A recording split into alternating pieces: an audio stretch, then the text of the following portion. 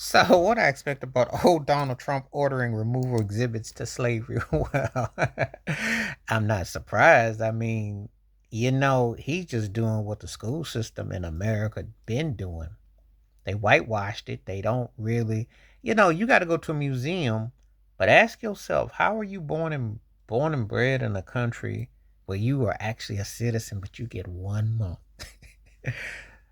When we talk about slavery, of course he's going to downplay everything about it because he's been privileged. Of course he's going to downplay it because if the truth ever comes out and you see the light,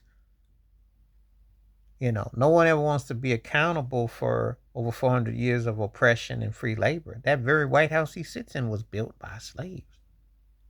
A lot of those institutions and buildings you've seen were built by slaves and off that. And free labor, you're never going to tell the truth because if you told the truth, people were wondering, what are you doing here? How come you're not deported? He doesn't want the exhibits to show the truth about America's history. Just like those postcards that used to show black we were getting lynched and that was the sport. If you ever seen Brutes the Next Generation, that segment in there where the father had the son on his shoulders when Roger Mosley's character, you remember him when he was on Magnum PI, he was in a plane and helicopter. Well, he was a lynch part in it in that particular role. That was a sport 100 years ago. Well, it still goes on, Mississippi recently and others, but we don't. When you try to have logical conversation with what the MAGA crowd or those sellouts who be supporting this guy's agenda, it's always funny, right? For a country that doesn't like to talk about racial inequality or racism or anything and downplay it, they bring somebody in who makes it front and center. He makes it front and center. Ain't it amazing? You know how people get upset about this or that, but the history's right there in their eyes of how it was built. The man that's on the dollar bill, George Washington, owned more slaves. How do you think he became the richest president ever?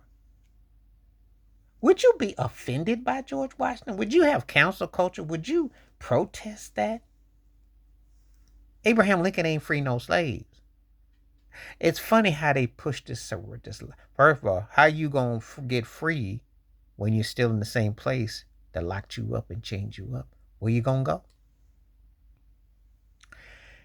Well, I always said black people should have free passports to go wherever they want since they were brought in against Sid Will. And when these exhibits are not to uh they're not for show. They are reality. They are reality, you know. But he doesn't deal in reality. He doesn't deal in reality. He has no morals. There is no moral compass. There is a make believe. There's a fantasy. And all the people that support him are in the same boat. I don't care where they go in the world. That's how I feel. So called King Charles in England tolerates him. He's no better than Trump. All them people that dignify with him and drink and eat with him and don't call him out on his racist ways and all the stuff for America's history are no better than him. They're no different. You can quote me on that. I look at them as all the slave overseers, and they send their police and their dogs to hound, and they do what they do. They don't want the exhibits to show that wasn't that long ago. They don't want to tell you about Emmett Till no more than they want to tell you about George Floyd and totality of Breonna Taylor, about Black Lives Matter, from all of it, how they've done. How they've done. You know, um, the museums are telling you American history. There is no hyper. There's not make believe. This ain't science fiction. This is real. If you of a certain age and your parents, grandparents, or your relatives, cousins, aunts, aunties, godparents, etc., family, friends were involved with Jim Crow, and from the Spanish Civil War to Vietnam, and you had family and they were black, they got stories that reality was there.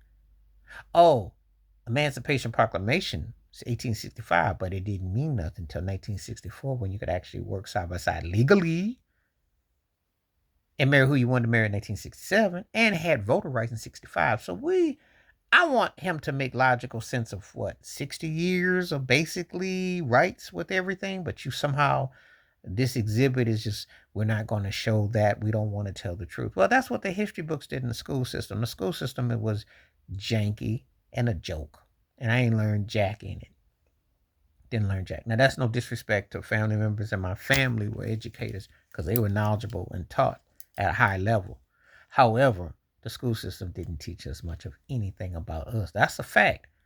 You can't possibly tell someone to sit in your classroom that's born and bred in said country and downplay the significance of slavery and downplay the significance of the fact of the lashings, the lynchings, the whole mentality, and then expect you to take that doctrine in, and we'll give you a token Cypress Addicts Boston Tea Party because you were the first black to fall over into the water. That's the kind of stuff they tell you with a straight face.